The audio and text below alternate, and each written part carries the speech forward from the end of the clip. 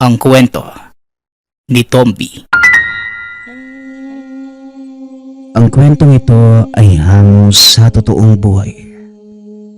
Mula ito sa isa nating tagapakinig. Karanasan ito ni Sandro. Walang eksaktong taon. Probinsya ng Samar. Kadyo at Sandro, ipagliban nyo na muna ang pagligo sa sapa. May nabalitaan kasi ako na inaswang sa bahaging yon. Nakaligtas naman ang biktima. Pero baka magiging malala ang mangyayari sa susunod. Kamunti ka na yung anak ni Kumare. May poso sa kabilang sityo. Doon na muna kayo makiligo. Pareho namang tubig yon. Wika ni Lola Celestina sa magkaibigang Sandro at Kadyo. Ano po, Lola? Meron po pala? Kailan po ba yun nangyari? Parang hindi ko naman nadinig yung balitang yan, Lola. Baka naman tinatakot mo lang kami para hindi kami makagala. Kayo naman, parang wala kayong tiwala sa amin eh. Kahit makasalubong pa namin yung aswang na yan, matatalo namin siya. Nakakalimutan mo yata, Lola, na isa kaming mamumuksa. Pabirong wika ni Kadyo. Abay, lokong batang ito. Kaya ka napapahamak kasi ayaw mong makinig. Basta, wala mo nang maliligo ng sapa sa inyong dalawa ha. Ikaw naman, Sandro, ikaw lang ang matino sa inyong dalawa. Kung sakaling sosobra itong apo ko, huwag kang mahiyang bigwasan para matauhan. Buling wika ng matanda. Naku, grabe ka naman yata sa apo mo, Lola Celes. May pagkakataon po na napapasobra sa pagiging pasaway si Kadyo. Pero maingat naman po yung taong yan. Tugon ni Sandro. Aba oo, nag-iingat nga. Ilang beses na yang umuuwi na maraming problemang dala. Huwag niyo talagang subukang gumawi sa sapa. Lalo na sa pilapil upang maiwasan na rin ang anumang engkwentro kay Ben-Hur. Ang usap-usapan ng mga tao na baka ang matandang yon ang aswang na sumubok mambiktima. Malay natin, wala namang nakakakilala sa taong yon. Ay naku, Lola. Yan ka na naman sa pakikinig sa mga usap-usapan ng iba eh. Kung makapagsalita kayo laban kay Mang Ben-Hur, parang ang sama-sama naman niyang tao. Kayo na rin yung nagsabi na walang nakakakilala sa taong yun. Kaya wala tayong karapatan na magsalita ng tapos. Ang bigat pa naman ng paratang niyo. Aswang talaga? Alam mo, Kadyo, malapit na kitang kutusan. Palagi ka na lang may nasasabi kapag nagsasalita ako. Hindi ba pwedeng makinig ka na lang at sumunod? Para sa kaligtasan nyo rin naman ito. Ay nako, umiinit lamang ang ulo ko sa usaping ito. Lumakad nga muna kayo. Bumili ng nyog panggata sa lulutuing bilo-bilo at biko bukas. Magkakaroon ng salo-salo sa tiyahin mo. Kaya mabuti na ring may aabot tayong pagkain kahit papano. Siya nga pala, Sandro, kailan ka ba susunduin ng papa mo rito? Tanong ni Lola Celestina. Lola, mukhang dito po muna ako eh. Wala kasing balita mula kay Papa. Baka hindi rin yun pinayagang lumiban sa trabaho. Ganoon naman po talaga yung sekyu eh. Mahirap makaliban lalo na kung walang kapalit na pwesto. Ayos lang po ba na dito na muna ako? Tugon ni Sandro. Ay nako, walang problema. Mas mabuti nga na nandito ka para mabawasan ang iisipin ko kay Kadyo. Kahit papano, may kasamang matino. O siya, kay paring Remy kayo makisuyo ng nyog ha. Yung panggatawag buko. Sira ulo pa naman itong si Kadyo. O Lola naman, ako na lang palagi yung nakikita mo. Lalakad na ho kami, pero baka matagalan ha. Sasadyain pa po namin si Mang Opong para sa kalabasa. Ngayon daw po kasi siya mag-aani. Binayaran ko na kaya sayang kung hindi ko kukunin. Wika ni Kadyo. Nagpunta sina Kadyo at Sandro sa nyoga ni Mang Remy. Pagkatapos makabili ng iilang nyog, dumiretso sila sa taniman ni Mang Opong. Lumipas ang mga sandali na wala pa rin nagpapakitang may-ari. Nakakahalata na rin si Sandro na tila iba ang pakay ni Kadyo. Tinignan niya ang mga pananim. Wala pang ni isang bunga ng kalabasa. Gusto sana niyang magtanong, ngunit naunahan nang makita si Mang Benhur sa unahan. Papalapit sa kinalalagyan nila habang may dalang malaking kalabasa. Napatitig naman si Sandro dahil ito ang unang beses na nakakita ng ganong kalaking gulay. May hahalin tulad sa laki ng gulong ng sakyan. Nahirapan pa nga sa pagkarga ang matanda. Tinawag ito ni Kadyo at kinausap. Uy, Tatang Benhur, mukhang malaki yung kalabasa ninyo ah. Saan niyo naman po nakuha yan? Tanong ni Kadyo. Uy Kadyo, tama bang kausapin natin yung matandang yan? Siya pa naman yung sinasabing, alam mo na, baka mamaya biktimahin tayo niyan. Wika ni Sandro, pasikretong sinabihan ang kaibigan. Wala ka talagang pinagkaiba kay Lola Celestina at sa mga tao no? Pagtiwala ka lang sa akin, mabuti siyang tao.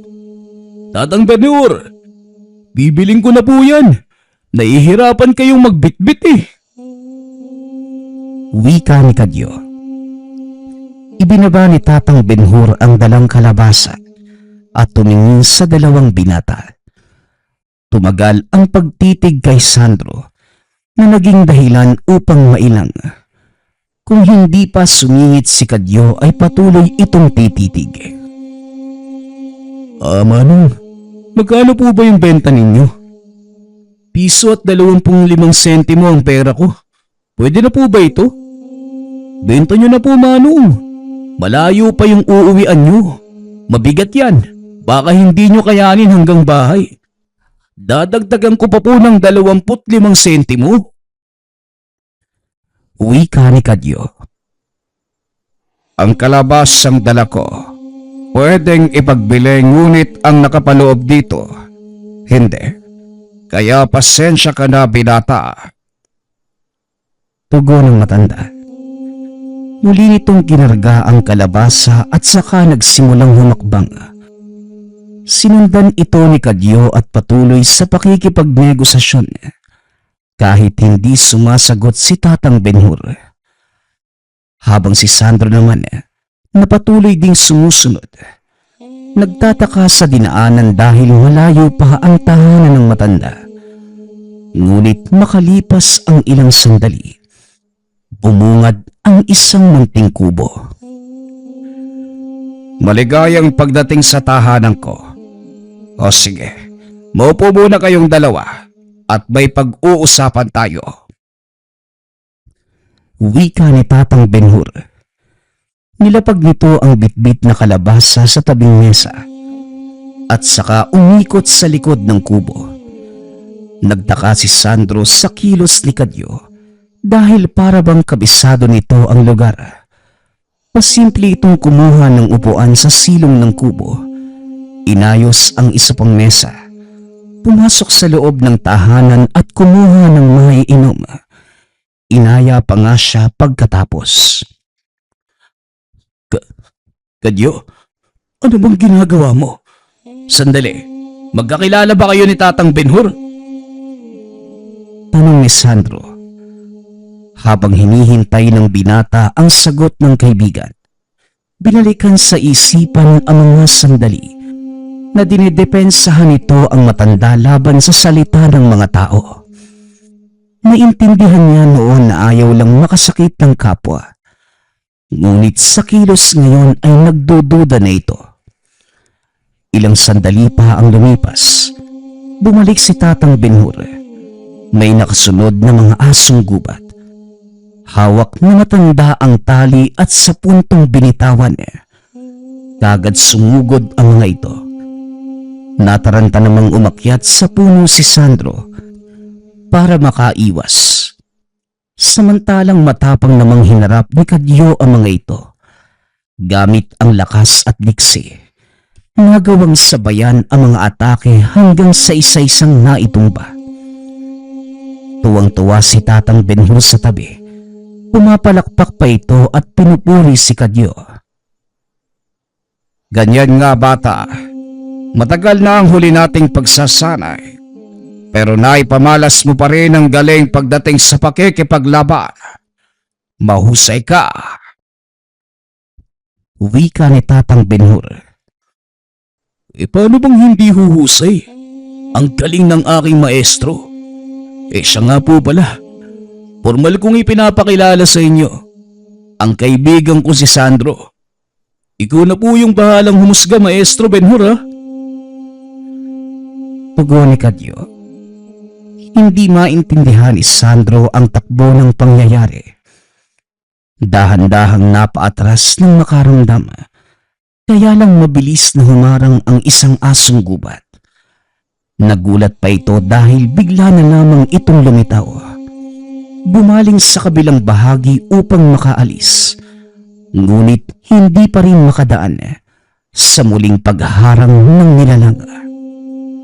Dito na napansin sa bawat pagkumpas ng kamay ng matanda ay may asong gubat na bubungad sa kanya. Bata, huwag mo nang balaking umalis. Hindi mo rin magagawa dahil ayaw kong lisanin mo ang lugar na ito. Kadyo, bigyan mo nga ng maiinom at makakain ang kaibigan mo. Kausapin mo rin para maging kalmado. May kukunin lamang ako sandali at babalik din kagad. Wika ni Tatang Benhur bago pumasok ng tahanan. O ito, mani at saka tubig. Hindi pa nagluluto si Tatang Benhur eh. Kaya yan muna yung pagtiyagaan mo, ha? Wika ni Kadyo. Tinitigang mabuti ni Sandro ang kaibigan. Nang magkaideya, bigla niya itong sinampal sa pag-aakalang napasa ilalim ng mahika ni Tatang Benhur. Ba't sira ulo ka? Ang lakas ng kamay mo. Alam kong nagtataka ka na kung bakit naging ganito yung takbo ng pangyayari. Sa katunayan, mag-aaral ako ni Tatang Benhur. Huwag mo nang sasabihin kay Lola Celestina, ha? Para hindi ako malagot. Pasensya na rin kung dinala kita rito. Kailangan kasi ng karagdagang mag-aaral eh. Ang lakas ko, hindi tugma sa gamit kaya naghahanap ng iba. Ikaw yung natipuhan ni Maestro kaya pasalamat ka. Hindi lahat ng tao pinagpapala ng ganito. Wika ni Kadyo. Mas lalo namang naguluhan si Sandro sa mga sinabi nito. Wala itong ideya kung ano ang nais nitong tumbukin. Teka nga Kadyo, ano bang mag-aaral? Sinong maestro? Anong ako ang natipuhan? Hoy Kadyo, umayos ka nga. Kung isa itong biro, pues hindi ako natutuwa. Umuwi na tayo bago makabalik yung matandang yun. At kung ano pa yung gagawin sa atin. Tara na! Wika ni Sandro. Sandro, hindi tayo aalis sa lugar na to. Dahil maya-maya lang magsisimula na yung pagsasanay. Maganda ka. Dahil kapag nagbigay ng hudyat si Maestro Benhur, naku, wala nang atrasan to. Tugon ni Kadyo. Nataranta si Sandro nang bumalik si Tatang Benhur. Dala ang isang libreta. Walang nakasulat sa pabalat. Ngunit nagtataka ito dahil bahagyang nakaramdam na matinding puwersa. Para waliwanagan ka bata, plano namin ni Kadyo ang lahat ng ito. Siguro binanggit niya sa iyo na naghahanap ako ng karagdagang mag-aaral para sa isang mahalagang tungkulin. Noong una pa lamang kitang makita, nakuha mo kagad ang atensyon ko. Nararamdaman ko sa iyo na may puwang ka sa larangang ito. Hindi mo maiintindihan sa ngayon Pero kung hahayaan mo kaming gabayan ka, unti-unti mong mauunawaan ng lahat. Wika ni Tatang Benhur. Hindi nakapagsalita si Sandro ng mga sandaling yun. Nanatiling tahimik habang iniisip kung paano maiintindihan ang mga nangyayari. Tama nga si Lola Celestina. Kailangan mo na matinong kasama ka, Dio. Kasi nahahawaan ka na sa kabaliwan ng matandang yan eh. Magsama kayong dalawa. Wika ni Sandro. Kumaripas ng takbo ang binata. Subalit pagkarating sa kalayuan, nagulat na lamang nang muling nakaharap si Tatang Benhur. Pagkalingon naman, bumungad ang papalapit na si Kadyo. Sandro, walang nababaliw sa ating dalawa. Sadyang sila ang may mali. Ang mga taong yun, kabilang si Lola Celestina, hindi naiintindihan kung anong klase ng tao si Tatang Benhur. Marami silang nasasabi dahil wala naman silang ideya. Ang totoo niyan, isang mabuting tao si Tatang Benhur na may malawak na kaalaman pagdating sa salamangka at lihim na karunungan. At para sa kaalaman mo, wala siyang kinalaman sa nababalitaang pambibiktima ng aswang. Siya pa nga yung gumagawa ng paraan para mapuksa ang mga ito. Pare, maniwala ka sa akin. Pumungambing ni Kadyo. Iho, hindi kita masisisi kung pinaniniwalaan mo ang mga sabi-sabi tungkol sa akin. Kahit sino pwedeng makaisip ng ganon, lalo pat kung makakita ng taong mag-isa sa buhay. Hindi nakikipag-usap sa mga tao at nakatira pa sa kagubatan. Pero kung bubuksan mo ang iyong isipan at puso para kilalanin ang matandang ito, malalaman mo rin ang totoo. Wika ni Tatang Benhur. Nang marinig ito mula sa matanda, tila ba may kung anong humaplos sa kamalayan ni Sandro para pagbigyan. Napansin na lamang na sumama ito pabalik ng tahanan. Dito na ipinaliwanag ng mabuti ni Kadyo ang nangyayari. Maliban sa mga sinabi kanina, ipinakilala rin ang katauhan ni Tatang Benhur. Lumad o isang katutubo sa lugar si Tatang Benhur. Bagaman walang permanenteng tirahan dahil palaging palipat-lipat, nagawa ring makatagpo ng maayos na tahanan. Siya lamang ang mano-manong nagtayo ng kubo at piniling sa kagubatan upang malayo sa anumang ingay ng mga tao at para na rin mapalapit sa mga espiritu ng kalikasan na silang kasanggat itinuring na kaibigan. Simulat sa pool, ang mga ito na ang nakakausap at kakwentuhan sa mga bagay-bagay. Sila din ang nagturo ng mga pamamaraan pagdating sa usaping salamangka at silang kaensayo kapag nakakatuklas ng bagong kakayahan. Bukod dito, si Benhur ang tumutulong sa bawat madidinig na saklolo. Kung pag-uusapan ang bali-balita ng mga tao tungkol sa kanya, isa lamang itong salitang walang katuturan. Ang pasimuno nito ay ang babaeng nakaengkwentro ni Tatang Benhur noong araw. Sinalakay ito ng aswang. Ngunit si Tatang Benhur, bilang tapat sa tungkulin at walang pinipiling tulungan, dali-daling sumaklolo. Hindi nakita ng biktima ang itsura ng sumalakay na nilalang. Ngunit malinaw nitong naaninag ang itsura ng matanda. Kaya magmula ng araw na yun, nadagdagan ang istorya at pinaniwala ang aswang nga ang matanda. Hindi na lamang ito pinansin dahil ayaw nang makipagsagutan sa mga taong sarado ang kaisipan para sa katotohanan. Kung ganun, paano naman kayo nagkakilala ni Tatang Benhur? Ano naman yung sinasabi mo kanina Na mag-aaral ka, tapos siya ang maestro. Tanong ni Sandro. Nangyari yan noong naligo ako sa gubat. Tapos, napaglaruan ako ng tikbalang. Paikot-ikot ako sa isang lugar. Hindi na makalis. Humingi ako ng saklolo. Sumigaw ng sumigaw hanggang sa dumating si Tatang Benhur. Kung naroon ko lang sa sandaling yun, mapapahanga ka sa taglay ng galing Aba, kinumpas lang yung mga kamay. Tapos napasuko na yung tikbalang. Magmula ng araw na yun, naging kuryoso ako.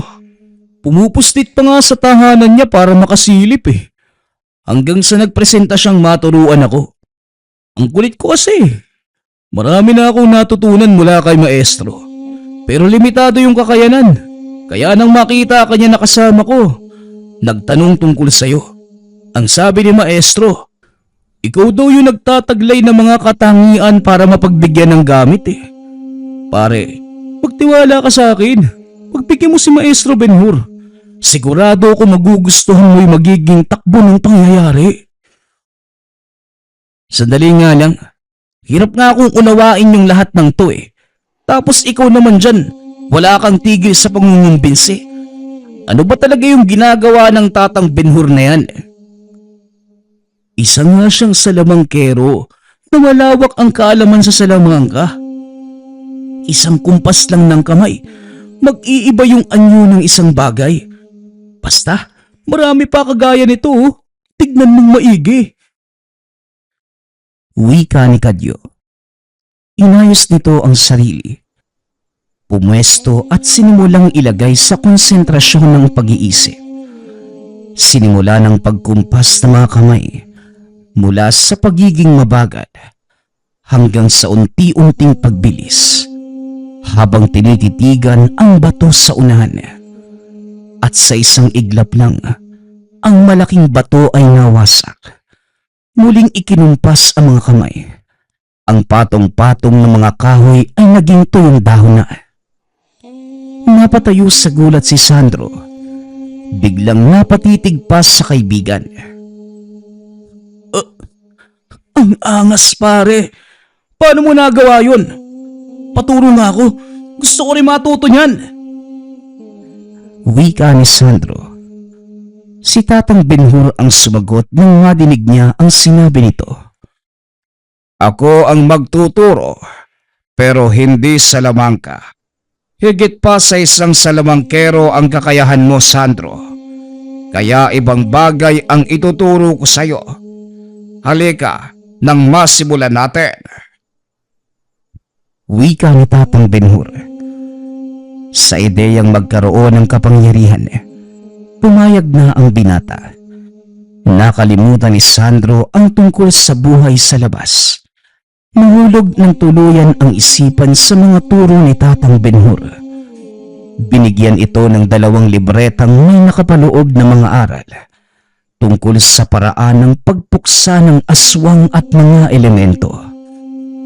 Matapos matutunan ang lahat, umusad sa 2 yugto ang binata. Sinubok na maestro ang lakas ni Sandro, hindi lamang sa pisikal, maging sa espiritual. Katapat dito ang kaibigang si Kadyo, mula sa mano-manong labanan sa paggamit ng mga sandata at laban na gamit ang isipan. Sa loob ng mga araw, nakitaan ng potensyal at malaking pagbabago ang binata. Hindi nagkamali ang gamit sa pagpili ng tao para sa kanya. Ilang araw pa lamang ang lumipas, ngunit natutunan na ni Sandro ang mga dapat. Pagkatapos ng ilang pagsubok, nalinang at naging mahusay. Binabati kita, bata. Panahon na rin para ipagkatiwala sa iyo ang mutya. Ito mismo ang pumili sa iyo kaya wala ng rason para patagalin pa. Wika ni Tatang Benhur. Inilabas mula mismo sa malaking kalabasa ang isang telang maayos na nakabalot. Pagkatanggal nito, bumungad ang isang buto. Buto ng kalabasa na naging bato. Napakurap pa ng ilang beses si Sandro. Sabay tingin kay Tatang Benhur at Kadyo. Gusto sanang matawa ngunit nang makitang seryoso ang mga kasama, pilit itong nagpigil. Natawa ka ano? Pasensya na, pero hindi kami nagbibiro. Sandro, ito ang mutya ng kalabasa. Maliban sa mga natutunan mo mula sa pagsasanay natin, magbibigay ng karagdagang lakas ang proteksyon ng mutsyang ito. Kunin mo at damhin ang kapangyarihang taglay. Wika ni Tatang Benhur. Buong puso itong tinanggap ni Sandro. Naramdaman kagad ang puwersa mula sa mutya. Nanunuot sa bawat ugat ang lakas. Kasabay nito ay ang pagkapansin na tumatalas ang paningin, pandama at pandinig. Magmula sa araw na ito, ituring mo ang iyong sarili na isang manunugis, gamit ang mga natutunan sa ating aralin at sa pamamagitan ng mutsyang yan.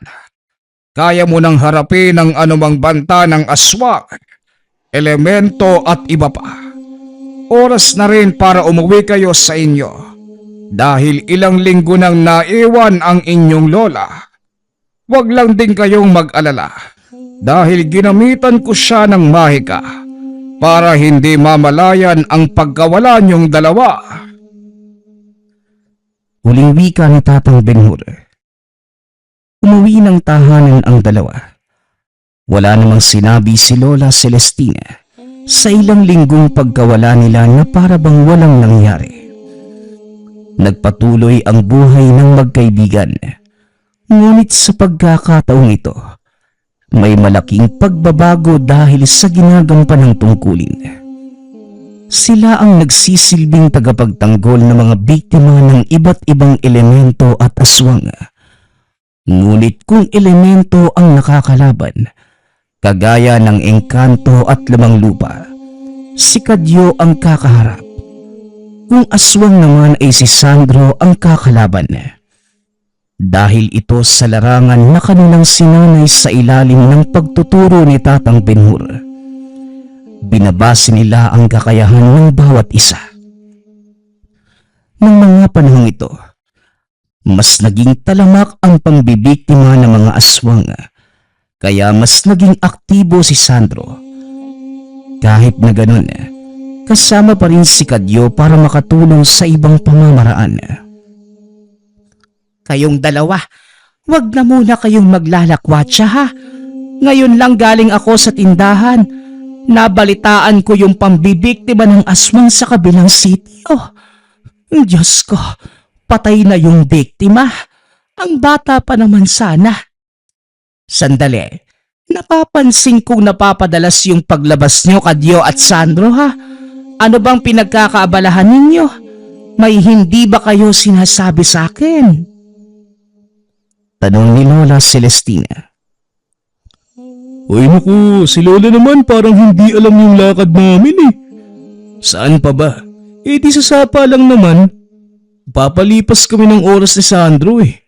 Naliligo tapos nanguhuli na din ng isda. Inulam pa nga natin kaninang agahan eh. Tugon ni Kadyo. Siguraduhin nyo lang talaga. Kasi kapag may kalokohan kayong ginagawa, may makakalbo talaga ako. Walang lalabas ngayong araw ha. Wika ni Lola Celestina. Dali-dali naman itong umalis para ipagpatuloy ang mga gawaing bahay. Uy Sandro, huwag kang mag-alala. Tuloy pa rin naman yung lakad natin mamaya eh. Ako nang bahala kay Lola. Wika ni Kadyo. O ikaw, gagamitan mo na naman ng mahika. Kadyo, baka makahalata na siya ha. Saka wala pang masamang epekto yung ginagawa mo. Ilang beses mo nang ginagamitan si Lola para lang makatakas tayo sa kanya eh. Tanong ni Sandro. Huwag kang mag-alala. Walang masamang epekto to. Magtiwala ka lang sa akin. Hindi rin naman pwedeng dito lang tayo habang malayang nakakagalaw yung aswang dyan sa tabi-tabi. Basta, ako ang bahala kay Lola. Wika ni Kadyo. Makalipas ang ilang sandali.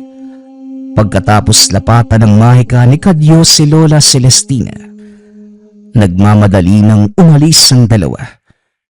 Pinuntahan nila ang itinurong direksyon ng tangan, kung saan kasalukuyang naghasik ng kasamaan ang isang aswang. Pagkarating, hindi pa ganong napuruhan ang mga biktima. Kagad namang ginamitan ng mahika ni Kadyo upang makatulog ang mga ito at hindi masaksihan ang mga mangyayari. Habang si Sandro naman sa kabilang banda, inihanda na ang sarili para kontrahin ang mga nilalang. Dinala ang aswang sa bahaging malayo sa kinalalagyan ng mga biktima. Dito na sila nagtuos. Madaling natapos dahil hindi hinayaang makalaban.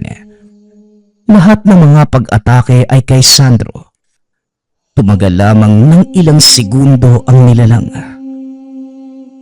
Alam mo, Sandro, sakto din yung lugar, no? Pwedeng dito na natin mismo ilibing yung mga aswang na yan. Wika ni Kadyo nang makahabol. Pinagtulungan nilang sunugin ang katawan ng aswang. Pagkatapos ay inilibing ang mga natirang abo. Ng mga sandaling yun, ang buong akala ng dalawa, ito na ang magiging huling engkwentro. Dahil lumipas pa ang maraming taon bago muling napasabak sa labanan. Kasagsagan ng Semana Santa nang muling makadinig ang magkaibigan ng pambibiktima ng aswang. Matagal na rin noong huling pakikipagharap sa nilalang.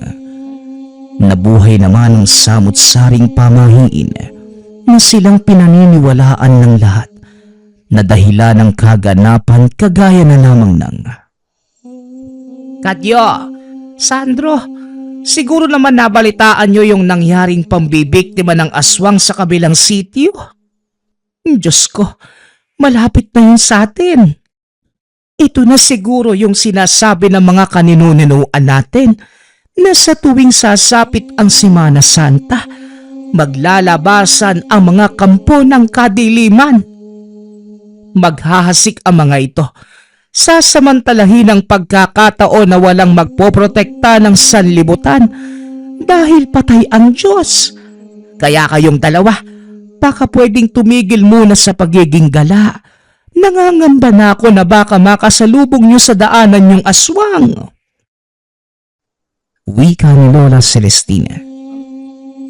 Alam mo, Lola, matutuwa na sana ako kasi kahit papaano nakakalimutan niyo yung tungkol kay Tatang Benhur na palagi niyong bukang bibig. Tapos ito na naman, pamahiin, patay ang Diyos. Lola, hindi namamatay ang Diyos. Isang beses lang siyang namatay, ano? Noong kakasimula pa lang ng mundo, 1,000 taon na ang nakakalipas. Hindi naman yun taon-taon. Grabe naman kayo sa Diyos natin. Tsaka Lola, palapitin mo kamo yung mga aswang na yan sa akin. Kahit ilan pa sila, kahit magtulungan, matatalo namin ni Sandro.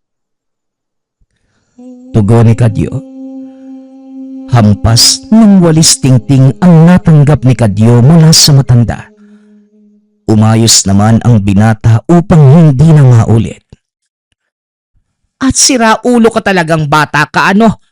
Saan ka naman nakahugot ng kayabangan? Sa aso pa nga lang nauuna ka pang tumakbo. Aswang pa kaya? Kadyo, huwag mong hinahamon yung mga kampo ng kadiliman. Dahil sa oras na madinig ka, susugod sila at hindi hahayaang mabuhay ang taong nagsasalita laban sa kanila. Siya nga pala.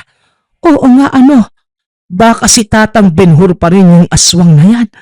Grabe na talaga yung matandang yon. Wika ni Lola Celestina. Napakamot na namang sa ulo sina Sandro at Kadyo nang maalala na naman ng matanda ang tungkol kay Tatang Benhur. Dali-dali nilang iniba ang usapan. Lola, pwede pa naman pong maligo, ano? Wala pa naman pong 3:00 eh. Sasapa lang po muna kami, ha. Magtatampisaw saglit. Wika ni Sandro. Oo, pwede pa. Basta umuwi kayo bago mag-3 ha. Oras yan ang kamatayan ng Diyos. Kaya dapat nasa tahanan na ang lahat para maiwasan ang anumang banta ng kapahamakan. Wika ni Lola Celestina. Nagpunta ng sapa ang magkaibigan. Hindi para maligo, kundi para magmanman sa paligid. Sa pagkakataong ito, naaktuhan ang isang matandang lalaking pabalik-balik sa lugar. Sinadya talagang mapadaan sa mismong bakuran ng tahanan na merong buntis. Binantayan nila ang kilos ng akmang papasok, saka gumawa ng hakbang sina Sandro. Sumigaw si Kadyo upang maagaw ang atensyon ng matanda. Nang makitang papalapit sa kinalalagyan ay siya namang pagkaripas ng takbo, papunta sa kabilang bahagi ng sapa. Lumusong ito ngunit hindi na nila nakitang umahon. Kahit saang banda, hindi na mahagilap. Huwag mong sabihin, naging isda yung matandang yun? May ganun bang klase ng aswang? Ang alam ko lang kasi, pwedeng magpalit ng anyo kagaya ng kambing, baboy, aso o ibon. Pero maging isda? Teka nga, makakuha nga ng pana. Baka sakaling mahuli ko yun at iihawin ko lang. Wika ni Kadyo. Hoy Kadyo, isang tabi mo nga muna yung pagiging palabiro mo. Mukhang nakahanap din tayo ng tutulungan. Maganda ka dahil babalik tayo mamayang gabi sa bahay na yan. Hindi dito nagtatapos ang kilos na matandang yun. Tugon ni Sandro.